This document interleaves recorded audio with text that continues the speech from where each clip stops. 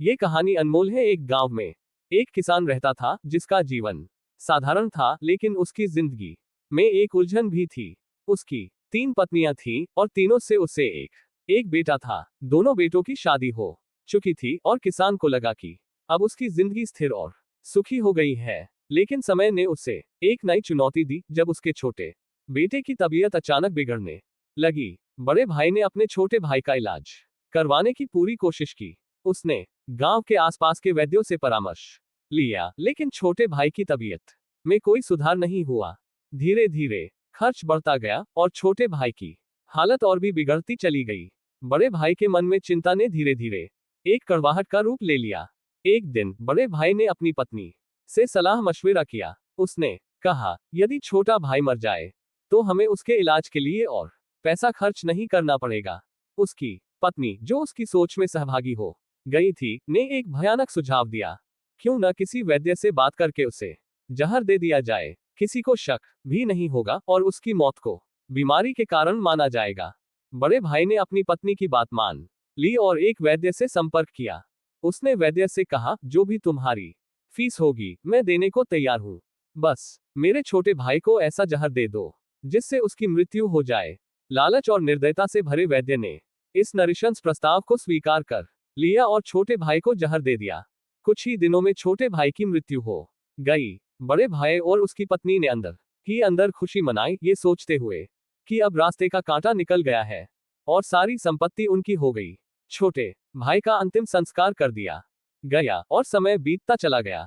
कुछ महीनों के बाद किसान के बड़े बेटे की पत्नी ने एक बेटे को जन्म दिया। परिवार में खुशी की लहर दौड़ गई और उन्होंने बड़े लाड प्यार से बच्चे की परवरिश की। समय के साथ वह लड़का जवान हो गया और उसकी शादी भी धूमधाम से कर दी गई। लेकिन खुशी के ये दिन अधिक समय तक नहीं टिक सके। शादी के कुछ समय बाद बड़े बेटे की तबीयत अचानक बिगड़ने लगी। उसके माता पिता ने उसके इलाज के लिए हर संभव कोशिश की।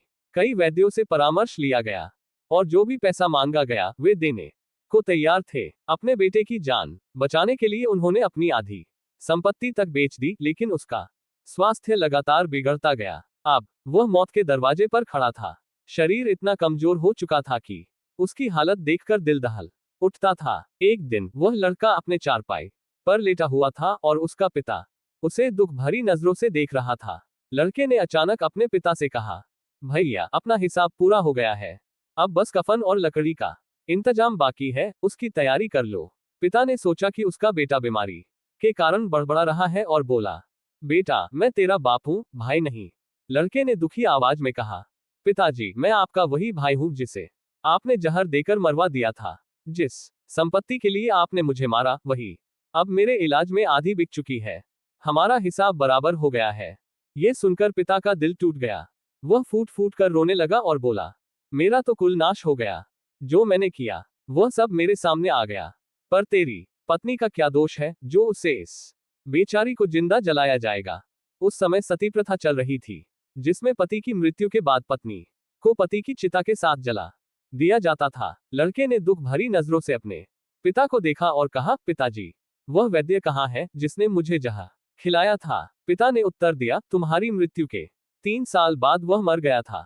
लड़के ने कड़वाहट से हंसते हुए कहा, वह दुष्ट वैद्य आज मेरी पत्नी के रूप में है। मेरे मरने पर उसे भी जिंदा जलाया जाएगा। कहते हैं, परमेश्वर का न्याय अटल होता है। इस कहानी में उस न्याय की झलक मिलती है। जीवन में किए गए कर्मों का हिसाब किताब कहीं न कहीं सामने आ ही जाता है।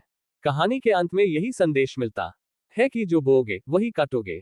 जीवन में सच्चाई और ईमानदारी से जीना ही सबसे बड़ा धर्म है।